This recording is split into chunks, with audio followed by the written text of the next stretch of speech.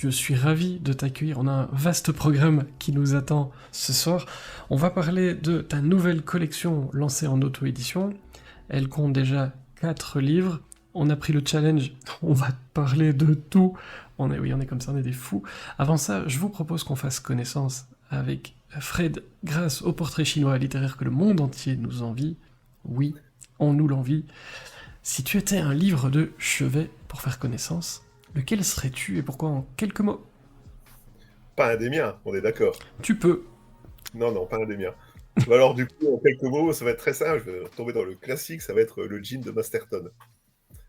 Parce que c'est le roman qui m'a donné le goût du fantastique et de l'horreur. Et c'est un livre que je relis presque aussi souvent que La Maison de Chair de Masterton aussi, qui est un pur chef-d'œuvre. Si tu étais un format, et tu as dû te poser cette question pour ta nouvelle collection, quel format serais-tu? Entre le poche et la 5, comme le format de ma collection, en fait. Un mi-format, tu vois. Voilà, un Oh, demi-grand et un moitié de petit, tu à vois, quelque chose. moitié petit. Voilà, Est-ce que entre les deux. c'est pour pas faire comme tout le monde ou il y avait d'autres raisons? Pour pas faire comme tout le monde, déjà, oui, ça c'est sûr, mais je voulais quelque chose qui se démarque un petit peu. Donc c'est quelque chose avec Floating, on a réfléchi, Floating Fantasque, qui est mon illustrateur, on a réfléchi énormément à tout ça, en fait. Mais bon, je suis pas le seul à faire des formats intermédiaires, hein. Arnaud Codeville le fait aussi, même si ceux d'Arnaud sont un tout petit peu plus grands que les miens. Voilà, on cherchait quelque chose pour se différencier, d'où le format comme ça. Et donc, on est sur du semi-poche, comme on dit parfois dans les rayons.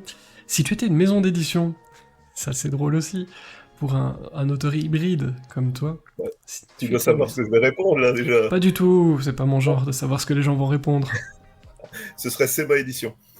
Parce que bah, je suis dans plusieurs maisons d'édition, mais Seba Édition a vraiment été une aventure humaine et professionnelle extraordinaire. D'ailleurs, hier, on a fait un barbecue à la maison avec Floating, qui fait ma collection, et Michael Sconians, qui était donc le boss de Seba Édition, et qui sont des amis, quoi. Et c'était vraiment une aventure extraordinaire, et tous les trois hier, on discutait à quel point ça manquait maintenant, humainement. Alors, je suis avec d'autres éditeurs avec lesquels je suis très heureux d'avoir signé, l'Ivresse, le Héros d'Argent et tout, mais c'est vrai qu'avec Michael, j'ai passé 6 ans de ma vie à faire des salons en France, en Belgique, et c'était toujours des moments mais de pure folie, en fait, par moment. Vraiment de pure folie. Par moment, on dépassait même les limites, mais on s'amusait. On s'amusait bien. C'est un monde où on peut se faire de vrais amis, Oui, oui. ça Pas fait du beaucoup, bien, mais oui. beaucoup. Bah, c'est jamais totalement négatif partout. C'est comme, c'est la vraie vie en fait. Ça peut pas passer avec tout le monde, mais ça, parfois avec des personnes, ça match et c'est pour des relations à la vie et à la mort, quoi. Et on a besoin de ça. Tu nous manques comme éditeur, cher Michael, mais Oh oui. la vie est belle et tout se passe bien pour toi et je le dis en dehors et en vrai, qu'est-ce que je suis content pour tout ce qui t'arrive, c'est cool. Mais c'est vrai que ça nous manque quand même. Si tu étais un rayon dans une librairie, lequel serais-tu? Toi qui fais tellement de Fantastique, choses. fantastique. D'office, c'est ma cam, quoi. Fantastique. Qu'est-ce qui te plaît particulièrement dans le fantastique? Si tu devais convaincre quelqu'un qui n'en a jamais lu, qui se dit oula, fantastique. Ça, c'est un truc qui me revient souvent, Mhm. ou qu'on me dit parfois, ouais, mais c'est pas vraiment de la littérature. Tous les grands auteurs ont fait du fantastique, tous. Donc voilà, si c'est pas de la littérature, les grands auteurs n'en font pas. Paul Féval en a fait, Maupassant en a fait, tout le monde, tout le monde, tout le monde, tout le monde.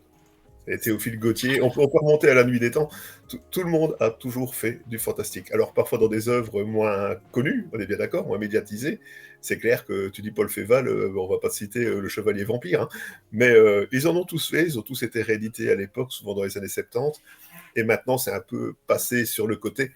Mais là, par exemple, Alexandre Dumas, on avait réédité il n'y a pas longtemps la collection. Je crois que c'était RBA qui faisait ça, quelque chose comme ça. Et dedans, il y a ces ouvrages fantastiques aussi, quoi. Donc, voilà. J'ai noté, je dois écrire du fantastique. C'est noté. Si tu étais un marque-page, avec quoi marquerais-tu les pages? Oh, là, c'est Ah bah, c'est dur parce que j'en ai plusieurs des marque-pages. J'aime tout particulièrement ceux que fabrique Christelle Colpart-Soufflé, aussi autrice, et j'adore vraiment, là, au salon l'année passée, j'ai acheté un petit marque-page métallique Hellraiser. Voilà, ce sera celui-là parce que c'est le dernier que j'ai acheté et je l'adore. Toujours les petites références cinéma, etc., etc. C'est important aussi. On voit derrière toi cette silhouette tout à fait charmante qui... J'espère que vous reconnaissez toutes et tous. Regarde, je vais aller un peu plus haut. Regarde, je vais plus haut. Ah oui, il y a tous ses potes. Voilà.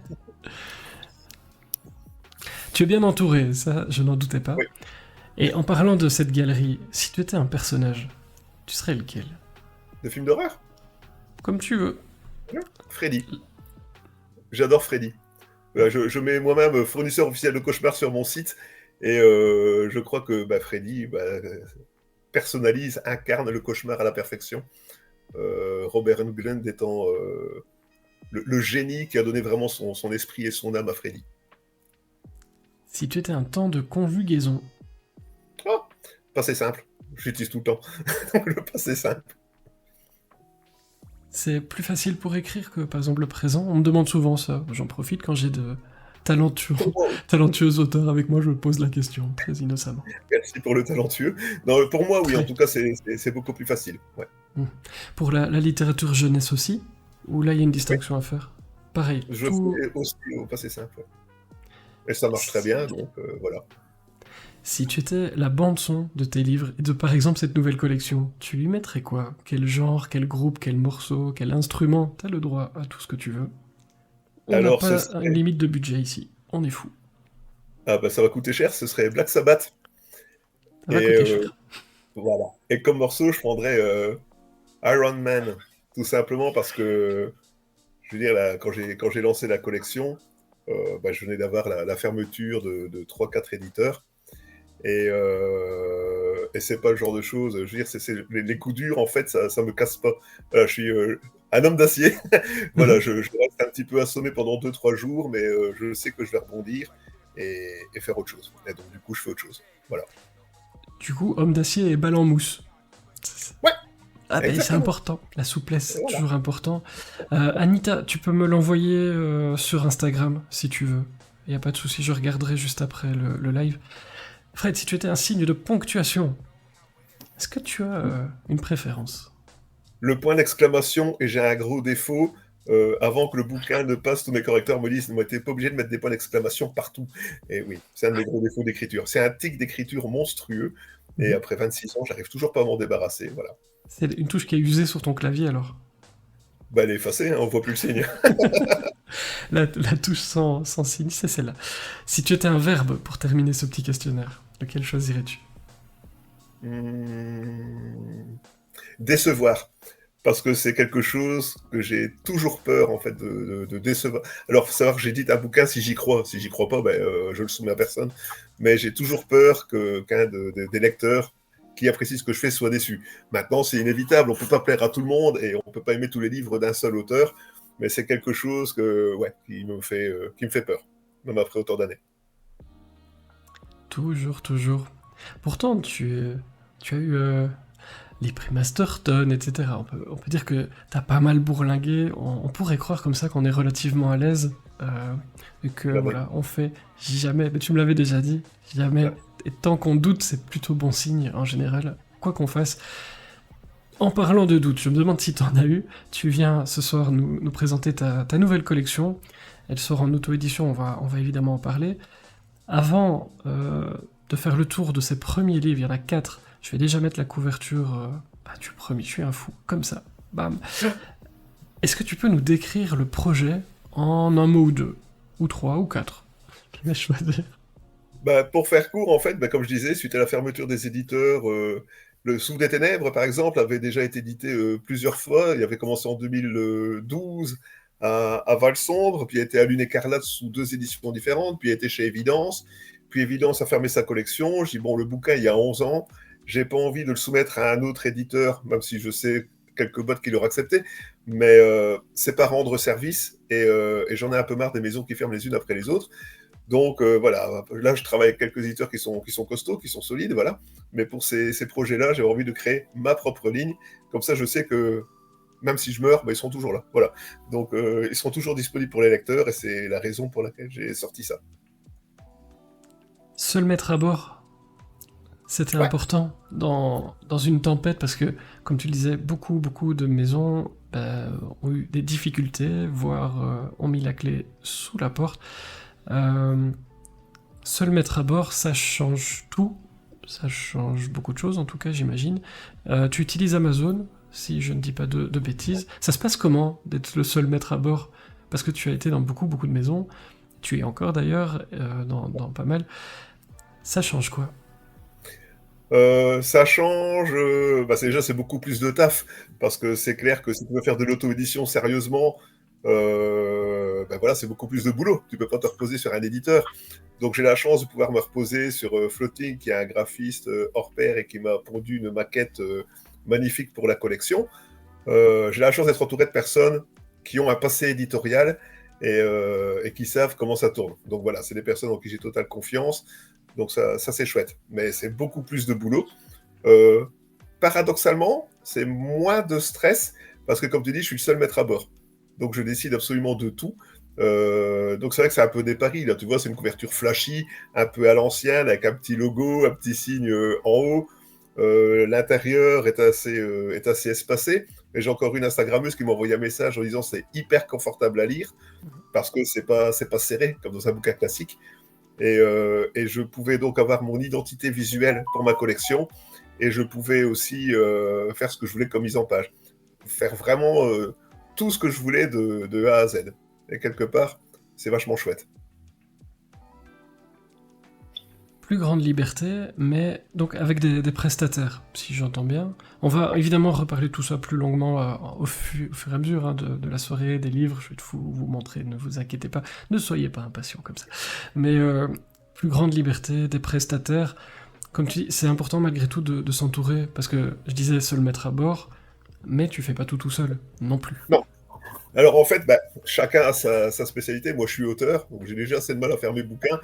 Euh, les illustrations, c'est pas mon truc, je peux en choisir. Il me faut le regard de quelqu'un qui s'y connaît à fond là-dedans. Et Floating, c'est quelqu'un qui a tout mon respect artistiquement parlant. Donc je sais que son œil va taper juste. Donc parfois il dit non, non, oui, oui, non, voilà. Je sais que ses idées sont en accord avec les miennes. Si tu regardes ton Messenger, je t'ai envoyé la couverture du premier ouvrage d'une nouvelle collection que j'ai lancée. Regarde ton Messenger, Fred, tu vas voir. Et là, Je vais regarder. et là, ce n'est plus Floating, mais Floating va faire toute la collection adulte avec moi. Et oui, il faut s'entourer de personnes qui s'y connaissent, dont c'est le boulot. Voilà, tout simplement. Et effectivement, oui, des prestataires, entre guillemets, parce que ça reste des amis. Et ben, puis voilà, ben, tu les paies en échange du service, ce qui est tout à fait logique, c'est un investissement. Mais cet investissement, par rapport au plaisir que ça m'apporte, c'est que dalle, quoi. Je l'adore. Je suis en train de regarder. Mais du coup, on peut la montrer aux gens ou pas? Non, pas encore. Alors en Hein. fait, ce livre, il est paru en juin, mais Ouais. j'ai dit que je ne le médiatiserai pas avant août pour ne pas faire concurrence avec Scary Tales qui est sorti chez Emily. Mais oui, Voilà. Là maintenant, on est fin août, donc je peux me permettre d'en parler un tout petit peu. d'accord.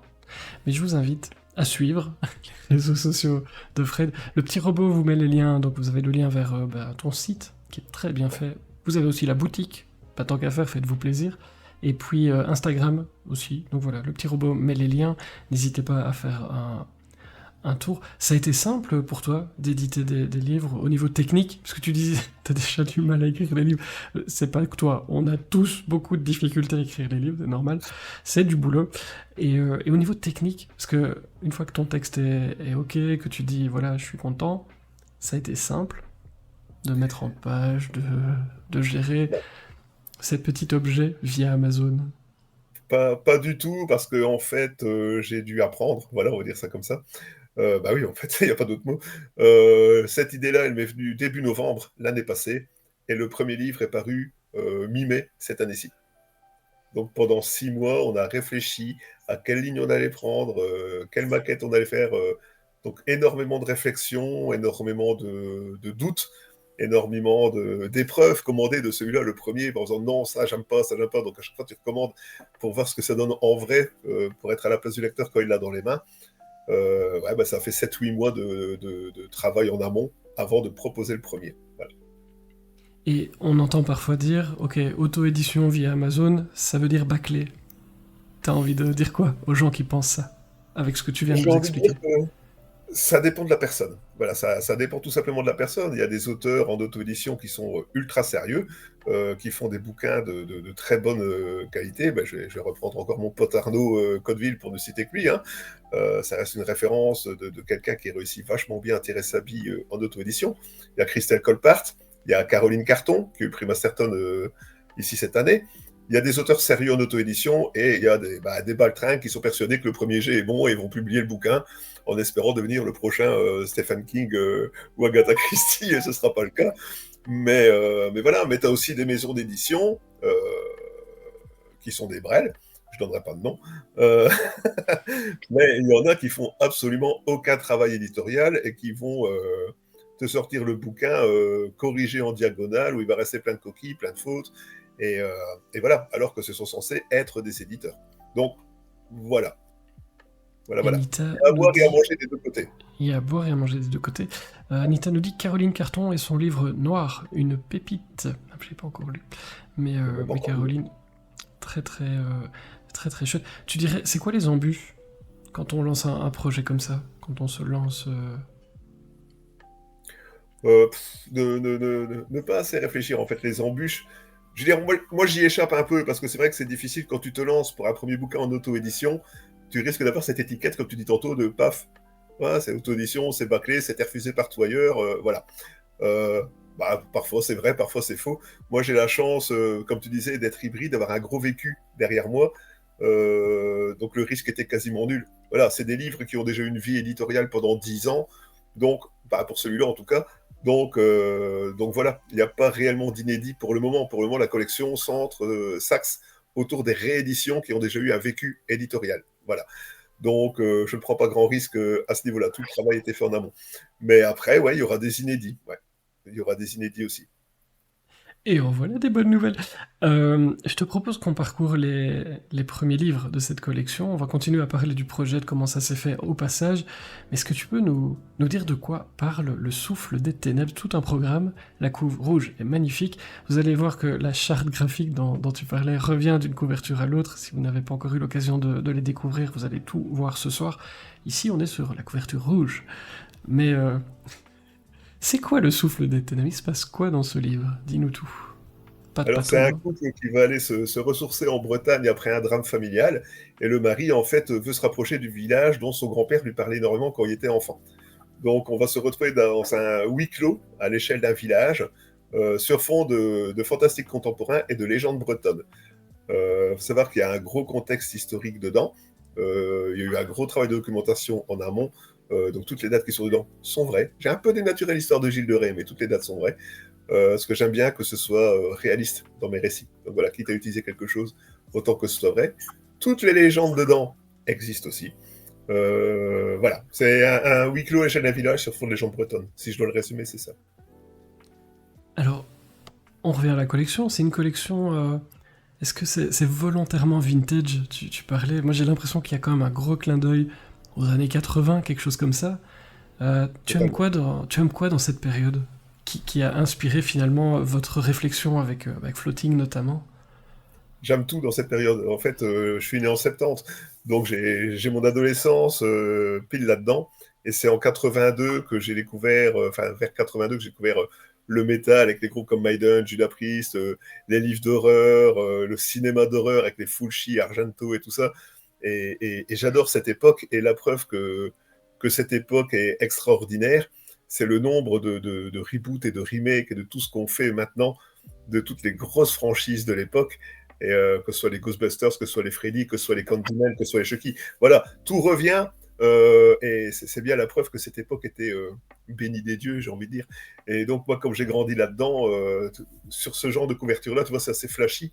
Les années 80, c'était assez flashy. C'est les années disco, c'est les années funk, voilà. Et aussi le côté jaquette de VHS, tu vois, de Mhm. films d'horreur. Et il y a aussi ce petit côté que tu retrouves dans la collection. On est vraiment arrivé à faire la synthèse de ce qu'on aimait bien, Floating et moi, pour là-dedans. Alors, quand on en parlait, tu définissais les livres comme des romans populaires, mais dans le bon sens du terme. On dénigre trop ce qu'on appelle les livres de gare. On entend parfois cette expression-là, qui est un peu bizarre. Mais c'est quoi pour toi un livre populaire? Ça m'intéresse d'avoir ta définition parce que je crois qu'il y a beaucoup de gens qui ont une image un peu bizarre de ces termes-là. Alors, c'est vrai que le terme populaire est ultra péjoratif dans la bouche de certains. Une fois, on m'a dit: ah ouais, bah, tu n'as pas plus de talent que pour écrire des romans populaires. Bon, bah, c'est bien, tant mieux. Simenon faisait ce qu'on appelle des romans de gare. Bah, je défie n'importe qui de me dire que maintenant Simenon était un écrivain de merde, histoire qu'on rigole un peu. Mais voilà, c'est ridicule. La collection Fleuve Noir, science-fiction et tout, tu les trouvais dans les kiosques, dans les gares et tout. C'est aussi des romans populaires, et pourtant des Maurice Lima, André Ruellan et tout ça sont des grands écrivains. Et effectivement, ils ont fait du populaire énormément, mais ça reste quand même une grande majorité de très très bons romans. Ouais, ce côté péjoratif, je ne le comprends pas. Surtout que, je veux dire, à une époque où justement il y a l'auto-édition, qu'on a tendance un petit peu à flageller, en disant ouais, bah, c'est des romans de piètre qualité, on met un peu le roman populaire dans certaines bouches, en tout cas pas un peu une généralité, sur le même pied d'égalité de manque de qualité. Moi, je peux citer des bouquins sortis en grande maison d'édition que franchement, c'était pas la peine d'abattre un arbre, hein, il n'y a pas de lézard, quoi. Mais voilà, je veux dire, c'est un peu au goût de tout le monde, et il faut pas oublier que ce qui est populaire à une époque peut devenir un classique à une autre époque. Simonon. Donc, voilà. Alors Anita nous dit, et ça va te faire plaisir, Jody des Contes de la Crypte m'a fait connaître la plume de Frédéric Livens, et après la lecture de Suture, j'ai envie de lire tous les autres livres. Fais gaffe Anita, il en a écrit quelques-uns, mais il y a moyen de tout lire.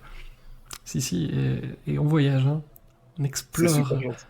pas mal de choses. Salut les chroniques du polar, bienvenue, ça fait plaisir de te voir ici. Vous êtes très nombreux ce soir, ça me fait plaisir. N'hésitez pas si vous avez des questions sur cette collection, sur les années 80, sur les romans populaires, moi j'adore. Euh, dans les caractéristiques de ce que tu as voulu faire, et ça va un peu avec les romans dits populaires, mais c'est très amusant parce que ça demande un travail de fou, je vais te laisser de l'expliquer, mais ces livres-là, ils se lisent vite. Très vite. C'est voulu aussi, et ça demande beaucoup de travail, parce que parfois on se dit si ça se lit vite, c'est que ça a été vite fait. Mais Non. à tous les gens qui pensent ça, pendant que tu réfléchis à une merveilleuse réponse, dites-vous que quand vous cuisinez, et que vous passez 4 heures à cuisiner, et que quelqu'un vous mange le truc en 10 minutes, ça ne veut pas dire que le plat était bâclé en cuisine juste avant. Et c'est un peu ça. Tes livres, ils se lisent très vite hein, dans cette collection. On va parler de la mise en page, etc. aussi après, mais au niveau du rythme de l'écriture, c'était une volonté aussi de... Oui, en fait, déjà, je veux dire, merci beaucoup, Anita. Je suis hyper heureux de voir que tu as aimé Suture. Et Jody parle énormément de moi et ça me fait super plaisir parce que voilà, je veux dire, un auteur n'existe que grâce à des personnes comme vous qui apprécient ces univers. Donc, on vous est redevable de tout. Mais pour revenir à ce que tu disais, Jody, justement, a chroniqué Le Souffle des Ténèbres il n'y a pas longtemps, il y a 2-3 semaines. Elle disait que c'était un roman d'horreur à lire pour l'été et peut-être même pour aller. Parce que voilà, c'est un roman dynamique et c'est vrai que j'ai cette écriture nerveuse, instinctive. Je me pose pas de questions, ça c'est clair.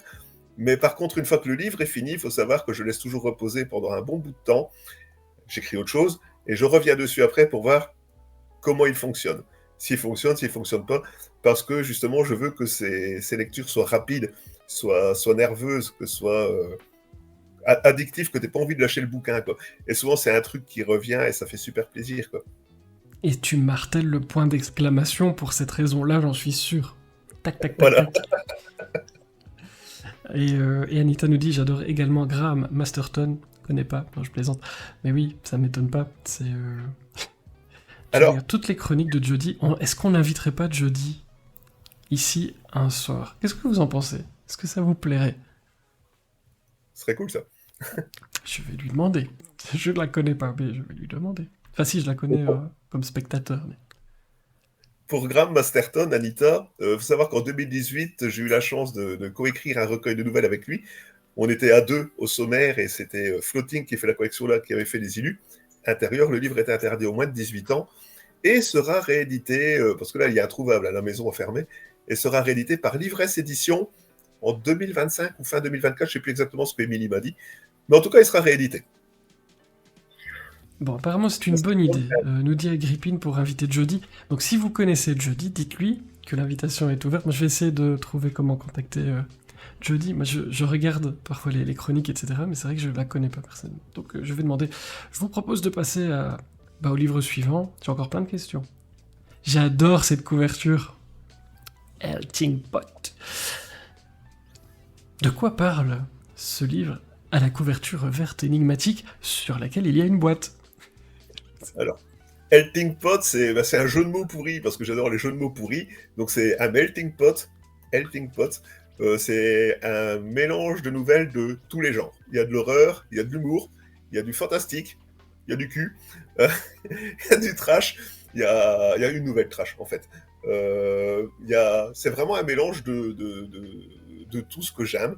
Et voilà, ça c'est un melting pot. Melting pot, voilà.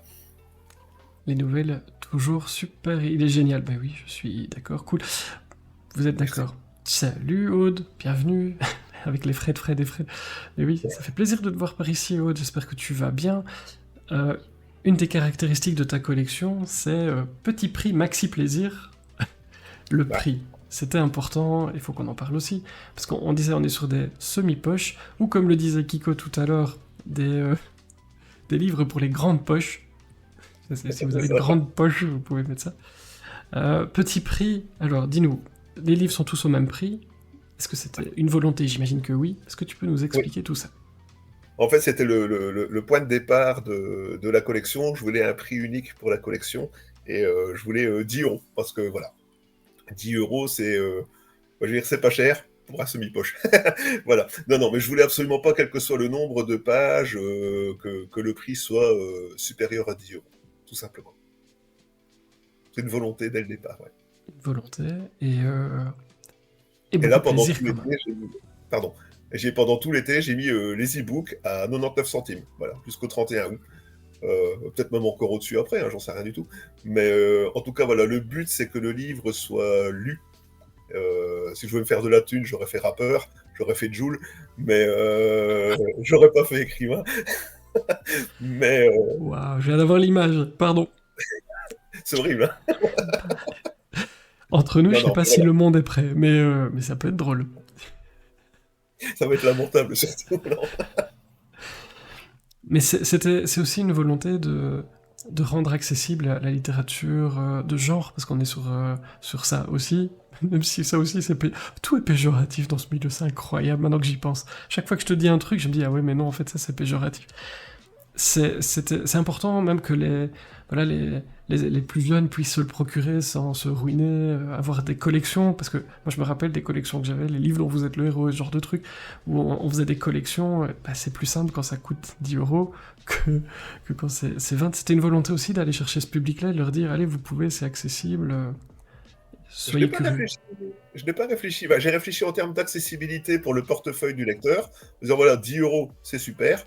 Mais je n'ai pas réfléchi dans le fait d'aller chercher une partie du public. Absolument pas. Je voulais juste qu'il soit accessible au plus grand nombre, au prix le plus bas. Voilà.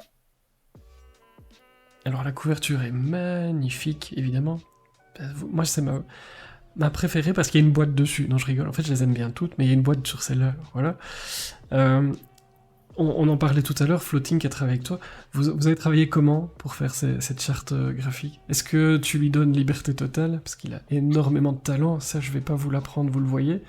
Mais comment vous avez travaillé? C'est intéressant aussi tout ça. Bah, tu l'as dit, liberté totale. Ok.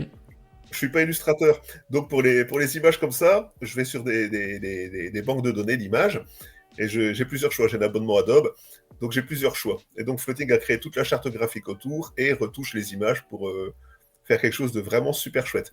Donc Floating ne fait pas l'illustration du centre. C'est moi qui achète avec mon abonnement Adobe, et Floating retravaille au-dessus pour faire coller à la charte et tout, donc recentre et tout. Mais on se met d'accord pour choisir à deux ce qui convient le mieux. Et puis parfois, il me dit non, mais c'est quoi, t'as vraiment des goûts de chiottes là? Mais je dis oui, bon, ben désolé. Donc voilà. Mais j'ai 100% confiance en lui parce que ben voilà, je veux dire, il a fait ses preuves, quoi. Et on nous dit 10 euros pour la qualité des livres que tu proposes, c'est pas cher du tout. C'est important d'avoir la qualité quand même parce que le but c'était pas d'avoir du vilain papier, d'avoir un truc qui ne tient plus, où ça se décolle après deux chapitres lus. Tu voulais des bons livres, ce sont des bons livres. Moi, je les ai vus en salon, j'ai eu cette chance. Bah oui. Et c'est vrai que ce sont des bons livres. On dirait pas que ça... Le prix, finalement, c'est une volonté, mais c'était pas pour réduire la qualité. C'est aussi important, peut-être de rassurer les gens qui auraient peur, parce que parfois, étrangement, on se dit, quand c'est pas cher, il y a un truc louche, et j'y vais pas. Parce qu'il doit y avoir un truc louche, ça va se décoller, ou... Non, on n'est pas là-dessus du tout. Non, bah, si tu rognes sur la qualité, tu rognes sur ta crédibilité. Donc tu le fais pas. Et donc, dans ces cas-là, on me demande, t'es pas obligé de répondre, mais c'est une curiosité. Hop, oreillette. Euh, Si tu mets la qualité et que tu mets un prix très bas, en gros, c'est ton pourcentage que tu réduis, à peu de choses près. Totalement. Exactement. Et c'est voilà Exact. une volonté, mais comme tu le disais tout à l'heure, c'est pas pour être riche que tu as lancé la collection, c'est voilà pour que les livres existent. Mais c'est oui, donc quand on est en auto-édition, forcément, c'est ça par à soi qu'on réduit quand on fait ça. Ben oui, mais oui. Totalement. Je vous propose de passer au suivant. On va continuer à parcourir ta collection avec Zone d'ombre. Et ça aussi, on est, on est bien dans les livres d'horreur des années 80, etc. Totalement. C'est totalement toujours ça. Est-ce que tu peux nous dire de quoi parle Zone d'ombre? Lui, c'est un recueil de nouvelles aussi, mais j'aime bien faire des nouvelles assez variées. Donc, il y a des nouvelles plus longues, des nouvelles plus courtes. J'aime bien des changements de rythme, des changements de temps, des changements de perspective, des changements de registre, entre guillemets, parce que je reste dans le fantastique. Zone d'ombre est un recueil aussi très diversifié.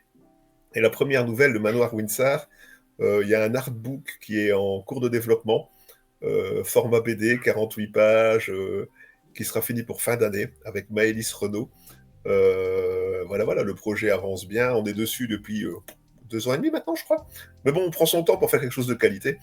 Et voilà, ça avance doucement. Donc, il y a des textes qui me tiennent à cœur comme ça, et qu'on a envie de décliner sous une autre forme plus imagée. J'ai pas fini avec l'auto-édition. J'ai pas fini du tout parce que j'ai plein d'idées qui pop. Et hier, comme on était à deux, enfin à trois à Floating, Michael et moi, il y a plein d'idées qui ont popé. Et ouais, voilà. Voilà. Oui. Le dictaphone a chauffé ou comment ça se passe? Non, j'ai tout dans ma tête. Non, à ce niveau-là, j'oublie pas. T'oublies pas. On voit le loup-garou sur la couverture, figure emblématique aussi de tout ce qui fait peur. T'aimes bien tout ça, l'univers un peu des... J'adore. Et c'est facile de renouveler, parce qu'il y a déjà eu beaucoup de choses sur des loups-garous, je vais pas en citer pour... Il y en a beaucoup, mais tu te dis, ok, je dois faire quelque chose à la sauce Freddy Vince, donc comment on travaille on peut pas s'en passer, et en même temps, comment est-ce qu'on renouvelle des grandes figures monstrueuses, comme le Il loup-garou? faut savoir que la nouvelle où il y a le loup-garou, justement, qui est en scène, je dois l'avoir refaite 4 ou 5 fois. Et je crois que c'est la 5e idée que j'ai choisie, parce que les 4 premières, à chaque fois, j'ai déjà lu ça, j'ai déjà vu ça. Ah ouais, dans le fantastique, on dit toujours tout a été fait. On peut dire la même chose plus ou moins dans le thriller. Le tout, c'est la manière d'amener ta voix, ta personnalité, ta vision des choses, et c'est ça qui va faire l'originalité du texte.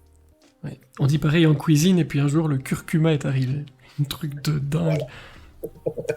Donc, évidemment, vous retrouverez beaucoup d'idées originales dans les livres de Fred, ça c'est une certitude. On est dans le genre horreur, on va pas se mentir, Martine à la plage, c'est un peu la porte à côté. Euh, Qu'est-ce qui fait peur en 2023 d'après toi? J'aime bien moi te poser la question, tu donnes souvent de bonnes idées. Qu'est-ce qui fait peur? Qu'est-ce que tu as envie d'utiliser? Des thèmes, de nouveau, ou aller piocher dans le passé? Là, ce que je suis en train d'utiliser pour un roman, c'est je pioche pas dans le passé, je pioche dans l'actualité. Et c'est un peu l'incertitude et les faux semblants, en fait. Parce qu'on est dans un monde en demi-teinte, où on a toutes nos certitudes climatologiques, politiques, sociales et tout, qui commencent tout doucement à avoir des frontières qui bougent. Il y a l'avènement de l'intelligence artificielle qui fait énormément de tollé actuellement. Ouais, on est dans un monde qui pour l'instant est un peu bousculé. Et c'est ça, à la limite, peut-être qui peut faire le plus peur. Je crois que c'est ça aussi depuis la nuit des temps pour tous ceux qui ont des enfants, c'est de quoi est fait demain pour mettre nos enfants à l'abri. Donc c'est le sujet que je suis en train de creuser pour mon prochain bouquin d'ailleurs.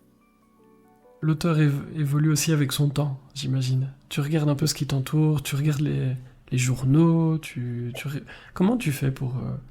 tu regardes tout ce qui se passe autour de toi, j'imagine. C'est ça l'inspiration. La bonne vieille question qu'on, qu'on a 10 fois par jour quand on écrit des livres. Mais c'est vrai que c'est intéressant quand on va chercher des peurs et de l'horreur. De quoi on s'inspire? En fait, dans le cadre de mon travail, je suis obligé de lire la presse quotidiennement. Et donc, par moment, tu as des trucs que tu ranges dans un coin de ton esprit et tu dis, tiens, ça peut être intéressant à utiliser plus tard. Parce que de toute façon, on dit toujours la réalité dépasse la fiction, mais c'est clair, quoi. L'horreur, elle n'est pas uniquement dans mes bouquins, quoi. Mhm. Il y a vraiment tellement moyen de. Puis quand tu vois les réseaux sociaux, je vais prendre tout simplement la période du Covid, qu'on voyait deux clans qui s'affrontaient et tout. Je lui ai dit, tiens, ça aussi, c'est des mécanismes que tu peux utiliser. Donc, voilà, l'être humain revient un petit peu à sa source quand ces incertitudes font surface. Donc, c'est amusant parce que tu as des incertitudes qui sont là sur une situation et tu affrontes cette situation avec des certitudes qui sont bonnes ou mauvaises. Mais voilà, c'est parfois assez amusant de voir. Moi, j'ai vu des personnes qui étaient très proches s'écharper pour un sujet qu'elles ne maîtrisaient ni l'une ni l'autre. Parce que, je veux dire, du temps du Covid, ni toi ni moi n'avions une incidence sur la situation, ne pouvions faire quoi que ce soit. Mais n'empêche que ça s'écharpait méchamment sur les réseaux. C'est là que j'ai pris beaucoup de distance, d'ailleurs, à un moment donné, pour observer, tout simplement. Être spectateur, être acteur ne m'intéresse pas. Je suis pas médecin, je suis pas virologue, je suis pas politicien, voilà. Mais c'était intéressant d'observer le comportement des gens. Ça me fait rire parce que moi, pendant le confinement, j'ai créé la boîte. En vrai, je me rappelle très bien. Parce qu'on avait plus de salon, on s'ennuyait et on s'est dit, tiens, on va faire quelque chose quand même. Je lis un peu vos commentaires. Anita nous dit, mon Dieu, que ces livres iraient bien dans ma bibliothèque de livres d'horreur. Je confirme. En plus, visuellement, ça claque. Hein. Quand on les voit un à côté de l'autre, comme ça en salon, ça donne très très bien. Faites-vous plaisir. Euh, Zone d'ombre est particulièrement originale. L'artbook va être génial, nous dit Aude. J'ai hâte de le voir, effectivement. Anita demande, est-ce que comme Maxime Chatham, tu as une pièce d'écriture remplie de bibelots qui font peur? Je crois qu'on a un vague indice à l'écran. Mais Tu vois là derrière, pour Anita, petite visite guidée du bureau. pour toi, je suis dans ma pièce. Là au-dessus, il y a les Chucky. Ouais, je sais pas si on voit bien, mais j'ai un peu de mal là, c'est du côté de ma. Voilà. Et de l'autre côté, tu as les Chucky, tu as l'araignée au plafond, voilà. C'est ma pièce d'écriture. Je suis bloqué. Je suis bloqué, voilà. C'est ma pièce d'écriture en fait. Ouais. Avec une guitare, je l'ai vu au loin. Ouais, ma femme est musicienne, hein, donc voilà, il y a une guitare, il y a le piano qui est là, il y a le clavier qui est là en dessous. Ouais. Alors, tu parlais tout à l'heure de réédition, mais pas un copier-coller. Est-ce que tu as retravaillé quand même les textes avant de les Alors, il y sortir a dans des cette textes, nouvelle collection? il y a des textes inédits dans celui-là, par exemple, qui ont été ajoutés. Des textes qui sont parus dans Horrific au Canada, des textes qui n'ont jamais été publiés. Voilà, je m'amuse un petit peu, parce que Zone d'ombre, au départ, c'était un tout petit bouquin paru chez Livrebook, et il faisait 100 pages. Là, il fait le double, et il y a beaucoup plus de nouvelles. Et puis le petit nouveau, hop. Ah, j'adore la couve aussi. Qu'est-ce qu'il est beau. Les initiés. Euh, de quoi parle ce livre? Et on voit que tu l'as écrit avec quelqu'un. Dis-nous tout. Qui est cette Alors, personne qui a eu la chance de travailler avec toi? c'est Sébastien Asnard, c'est un Mhm. pote que je connaissais depuis longtemps sur Facebook, il écrit. Moi, j'étais directeur de collection chez Livrebook à l'époque, et j'adorais ce qu'il écrivait, Seb. Et puis naturellement, je veux dire, comme on s'entendait bien et tout, on a essayé de faire un bouquin à deux. Et là, c'est vraiment l'hommage années 80. D'ailleurs, il y a des clins d'œil, mais à Evil Dead, à tout ce que tu veux dedans. C'est un slasher sur fond de créatures Lovecraftiennes. Alors, je n'ai pas repris les personnages de Lovecraft parce que j'ai pas son talent déjà. J'ai créé la mienne. Voilà, ça fait un peu prétentieux peut-être, mais j'ai créé ma créature et elle va revenir dans un autre roman qui est presque achevé si j'arrive à trouver une fin qui n'est pas complètement pourrie comme c'est le cas pour le moment. Mais voilà quoi. Je me suis énormément amusé avec Seb et ouais, c'est un slasher horrifique sur fond de créatures Lovecraftiennes. Voilà. Arrêtez, ma carte bleue va pas être contente du tout, nous dit Anita. Pas bien, mais c'est pas grave ça. C'est pour la bonne cause. C'est pour passer de bons moments. Un livre à quatre mains, c'est toujours un plaisir et un défi. Ça s'est passé comment? Toi, tu as l'habitude de travailler, de collaborer sur des textes. C'était important d'intégrer aussi quelqu'un d'autre à cette collection. On a déjà parlé de floating pour l'aspect visuel, mais là, quelqu'un met sa plume avec la tienne. C'était Enfin, important? Ou c'est parce que tu avais ça dans les cartons et que tu t'es dit, ah, ça va se faire comme ça? Non, même pas en fait. Je fais souvent la base. Quand t'as le miroir du Danek, j'y mets le blanc, je faisais la base. Là, j'ai fait la base des initiés où Seb s'est greffé au-dessus.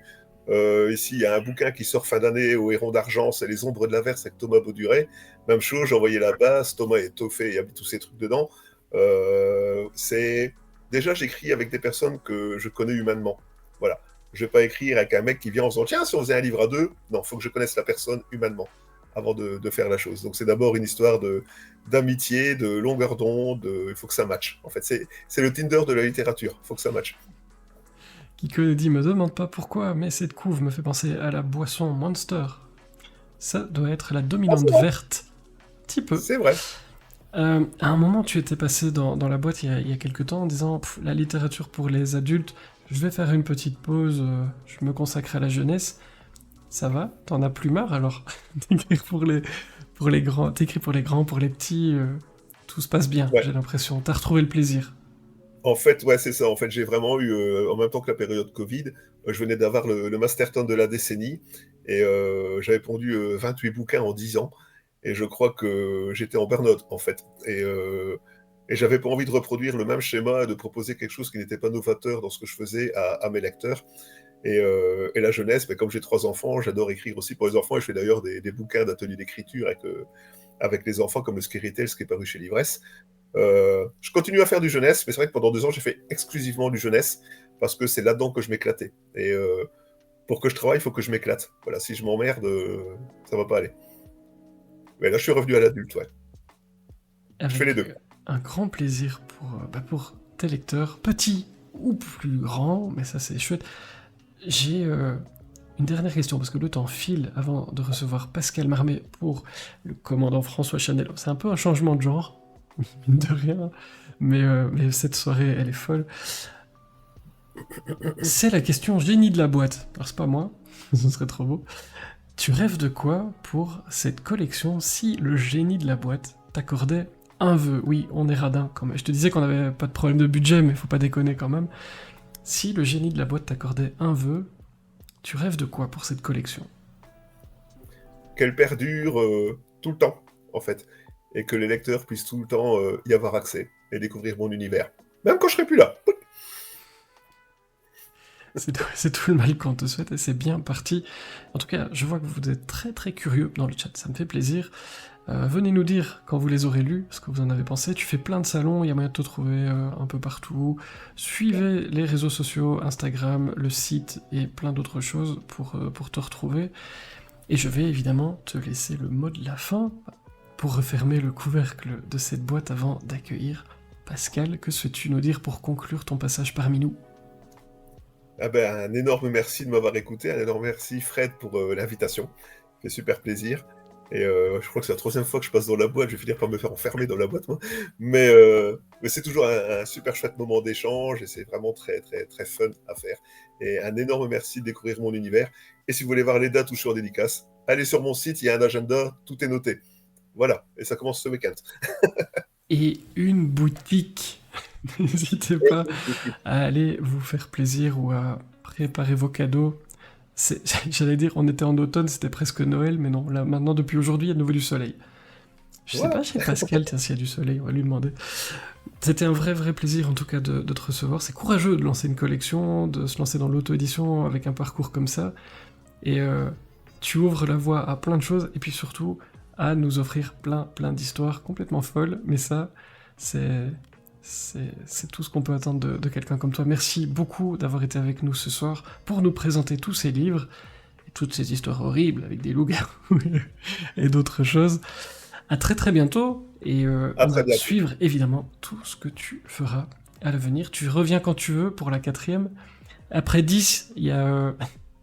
je sais pas, c'est comme les sandwichs. Après 10, je ne sais pas encore ce qui se passe, mais on verra. On va trouver quelque chose. Et bienvenue, RBR, bienvenue. Merci pour le follow, ça fait plaisir. À très bientôt, Fred. À bientôt, merci beaucoup.